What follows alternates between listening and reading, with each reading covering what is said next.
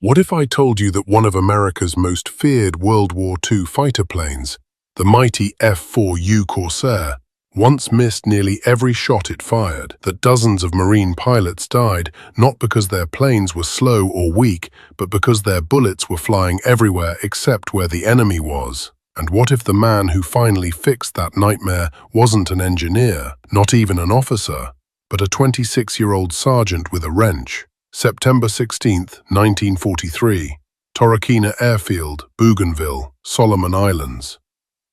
Captain James "Jimmy" Sweat watches helplessly as his wingman's Corsair spirals into the jungle, trailing black smoke. The pilot's scream cuts off mid-transmission.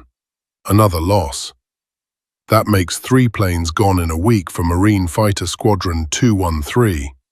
The Hellhawks.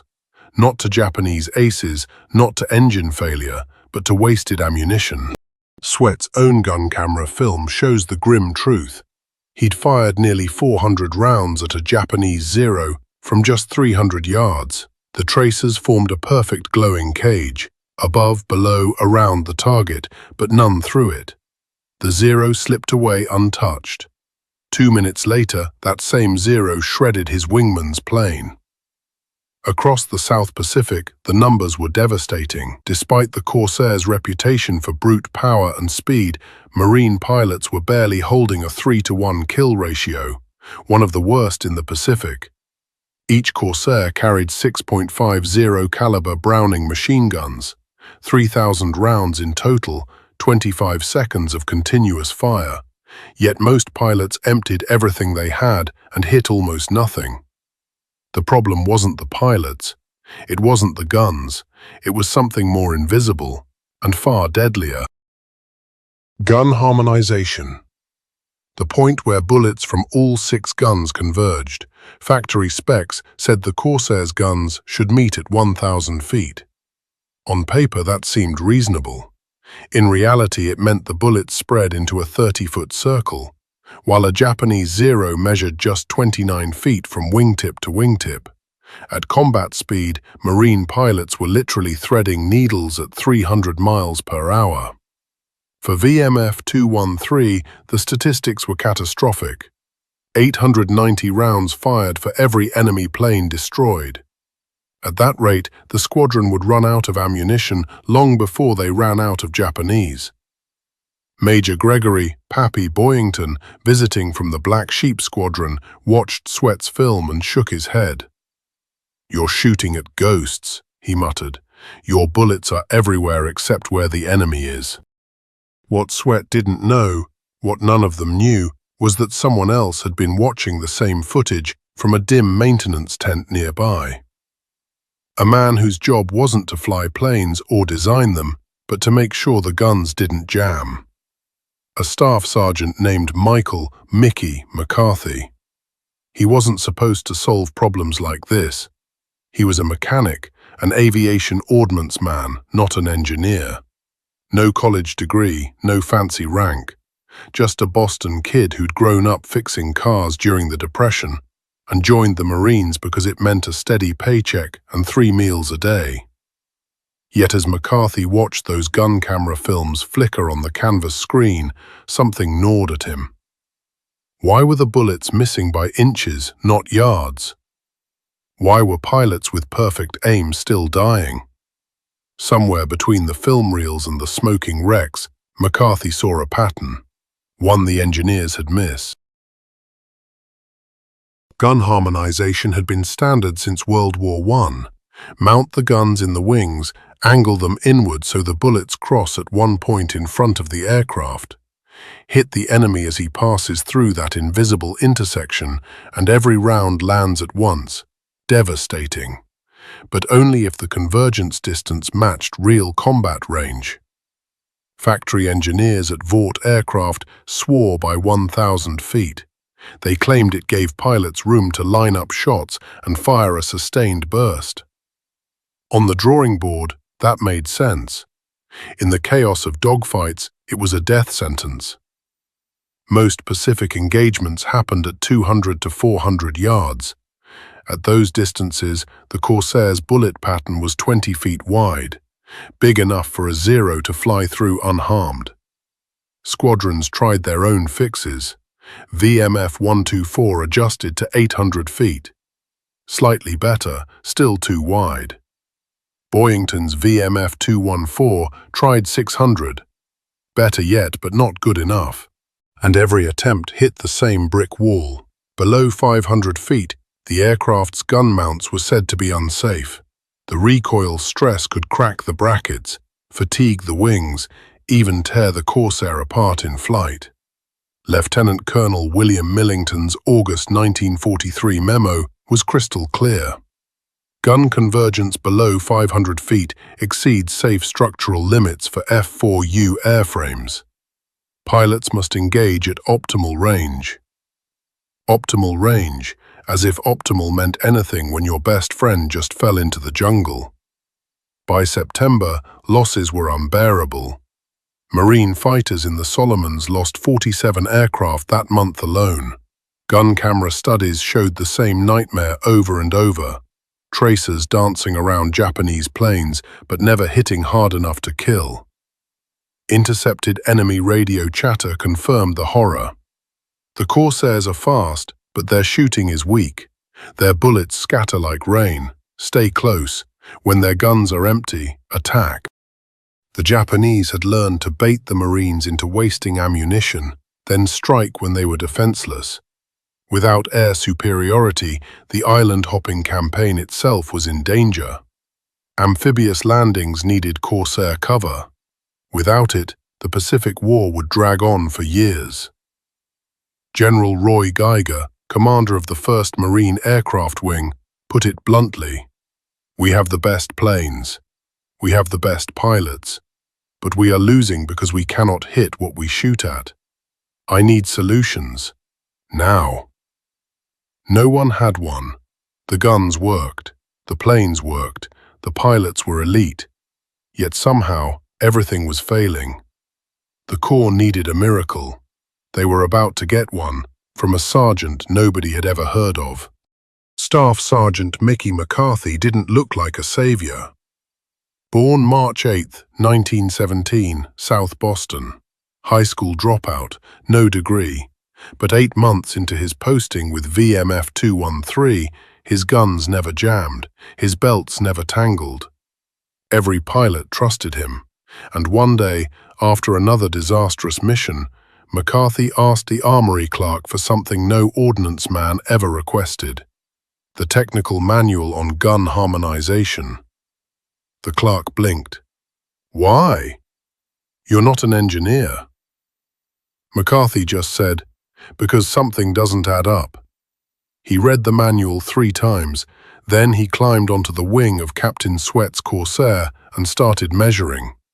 The span between outboard and inboard guns, the angles, the distances. 16 feet 3 inches across. He scribbled numbers on a scrap of cardboard and did the geometry in his head, the way he once calculated timing chains for car engines. And that's when it hit him. The problem wasn't the guns, it was time. At 1,000 feet, bullets took nearly a second to reach their mark. A Zero moving 300 miles per hour could cover 440 feet in that same second. By the time the bullets arrived, the target was long gone. But if convergence were pulled closer, say 300 feet, those same bullets would hit in a third of the time. The enemy would barely move 50 feet. The shot would be tighter, deadlier, almost unavoidable. At 300 feet, every round from 6 Browning .50s would slam into an area the size of a dinner plate. A storm of lead, dense enough to rip a Zero to pieces. McCarthy re-ran the numbers. 40,000 foot-pounds of energy in a 1-second burst, focused on 6 square feet of target. More energy than a cannon shell. Enough to disintegrate a plane.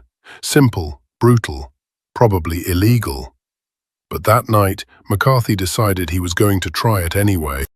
What would you risk to save the man who sits 2 planes over you, your wingman, your friend, when the only answer the engineers give you is a memo and another death in the jungle? That night, McCarthy chose risk. After the flight line went dark on September 18, 1943, he didn't march to headquarters or file a polite request he knew would die in paperwork.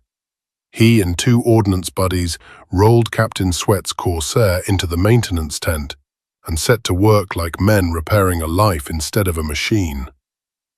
The plan was almost painfully simple and just as dangerous. Change the gun angles so the 6 Browning .50s met far closer than the factory's 1,000-foot prescription, roughly 300 feet, and brace the mounts so they wouldn't shatter under recoil. He cut quarter-inch steel from a condemned wing patch, filed and hammered it into reinforcement plates, welded crude brackets onto each gun mount, and fashioned a wooden jig to measure angles. He board-sighted the guns the way his father had taught him to align car headlights, set a makeshift target at exactly 300 feet, and adjusted each barrel until the point of aim matched the center. It was illegal. It was against an explicit memo that called anything under 500 feet structurally unsafe, and he knew a formal modification request would travel through so many committees that every man in the squadron might be dead before a decision arrived. So he did it without asking. At dawn, Sweat walked out, stared at the inward-pointing barrels, and tasted both anger and a strange hope. "What did you do to my guns?" he asked. 300 feet, McCarthy answered. Sweat read the manual in his head, felt the weight of orders and of the mangled wreckage of his wingman, and climbed into the cockpit. The test came faster than anyone dared expect. At 8:30 on September 19th, 4 Corsairs intercepted a force of 9 Zeros, escorting 6 Val dive bombers. Odds were bad, but the sky was a reckoning. Sweat dove from 18,000 feet, closed carefully, waited until the target entered the new convergence zone, and pressed the trigger. A 1-second burst, 80 rounds, and the first Zero simply came apart, tail shearing, fuselage splitting, fuel igniting into a debris cloud so violent. Sweat had to break away to avoid it. He keyed the radio in a single, astonished breath, and then was already on the next target. 300 feet, another 1-second burst, wing torn clean off, aircraft spiraling earthward. A third at 280 feet, canopy exploding, pilot slumped forward. 2 minutes, 3 kills, 200 rounds. The 4-plane formation went on to shred 8 enemy aircraft in less than 4 minutes. Sweat alone accounted for 5, and he landed with more than half his ammunition still aboard. When the line swarmed his Corsair, the silence tasted like disbelief. Then a roar of questions and accusation. Operations officers cited memos and structural safety. Engineers feared cracked mounts and fatigued wings, and half the pilots demanded the same illegal miracle for their aircraft. Major Britt, who could have ordered McCarthy arrested, instead asked one quiet, decisive thing. "Can you do them all by morning?" McCarthy could, and he did. That single night, the crew worked until the sun pulled itself up, and every flyable Corsair in VMF 213 carried guns set to 300 feet, each mount reinforced with McCarthy's crude plates and locked with the kind of practical certainty that comes from long hours turning wrenches. What happened next reads like the kind of sudden, improbable reversal that makes you believe in small acts changing big wars. On September 20th, 8 Corsairs of VMF 213 intercepted 12 Zeros and 8 Betty bombers. Within minutes, the sky filled with tracer columns so dense they looked almost solid. American tracers forming a beam of concentrated fire, and VMF 213 walked away with 15 confirmed kills, no Corsairs lost, and an ammunition-to-kill ratio that collapsed from an appalling 890 rounds per kill to roughly 180. Film from gun cameras showed the brutal truth. At 300 feet, the Corsair's 6 guns formed not a scattering of death, but a meat grinder. Wings sheared, Tails exploded, cockpits imploded under concentrated, synchronized impacts. Word spread faster than any memo could travel. Intercepted Japanese reports began to speak in a new, haunted voice. The American fighters now fire like a solid wall. Avoid them if you can. By September 22nd, squadrons were clamoring for the modification. By the end of the month, other units were copying the plates and jigs. By October, the practice had rippled through the Pacific. Engineers who had once warned of inevitable structural failure were forced to retest and admit what frontline experience had proven. McCarthy's reinforcements actually improved combat loading durability. The numbers flipped. Kill-to-loss ratios and pilot survival rates soared, ammunition efficiency improved by hundreds of percent, and what had been an equipment problem turned into a tactical revolution born on the wing of a single Corsair and the stubbornness of a sergeant who refused to accept, because the manual says so, as an answer. Some officers credited him quietly, others buried the origin in official reports. McCarthy's name did not appear in the Bureau of Aeronautics manual that later standardized closer convergence across fighters, but in the cramped, grease-stained mess halls and on flight lines, the pilots told the same story over and over. A mechanic with a wrench changed everything. If you want to hear how the rest of the Pacific learned to fear concentrated fire, how the modification spread to other plane types, how the Japanese adapted, and the quiet, complicated ways history credits and erases men like Mickey McCarthy, stick around, because what follows is equal parts triumph and the strange injustice of an unsung hero who left the war, opened a garage, and went home without a medal. What makes a hero in war? Is it the pilot who pulls the trigger, or the man who dares to change where the bullets go? By the time autumn of 1943 bled into the first months of 1944, Mickey McCarthy's midnight experiment had become gospel. Word spread across the islands faster than supply ships could deliver coffee. Mechanics copied his crude jigs from memory. Flight leaders scrawled 300 feet convergence into logbooks, and commanders quietly pretended the orders authorizing it had always existed. The Bureau of Aeronautics in Washington eventually published a revision that recommended reduced harmonization for optimal Pacific engagement ranges. No one mentioned McCarthy's name. The diagrams looked suspiciously like the sketch he'd made on that piece of scrap cardboard. In the Solomons, in the Marshalls, in the Marianas, pilots began to feel something different when they fired. Instead of a scattered rain of tracer fire, the guns spoke with a single brutal voice, and the enemy, once contemptuous of the Corsair's spread, started calling it the whistling death again. Every burst counted now. Pilots came home with full belts and quiet eyes. They didn't know the geometry behind it, but they knew they were finally fighting on equal terms. McCarthy never asked for credit. After his tour, he rotated home, opened a small repair shop outside Boston, and fixed carburetors for the next 30 years. His neighbors called him Mac.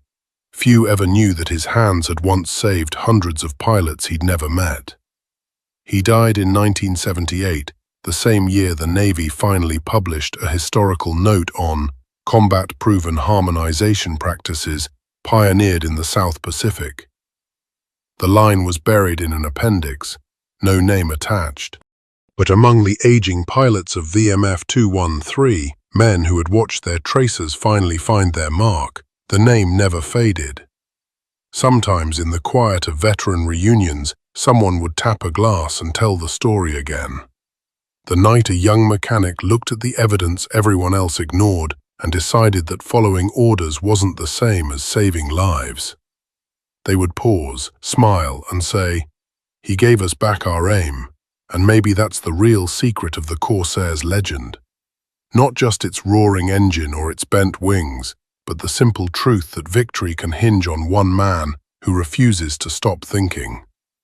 So the next time you see that deep blue fighter glinting in a museum hangar, remember that behind every ace's victory mark was the quiet genius of a man with oil-stained hands who rewrote the mathematics of survival. The Corsair didn't suddenly become deadly by design. It became deadly because one sergeant in a canvas tent asked the right question. What if the bullets met closer?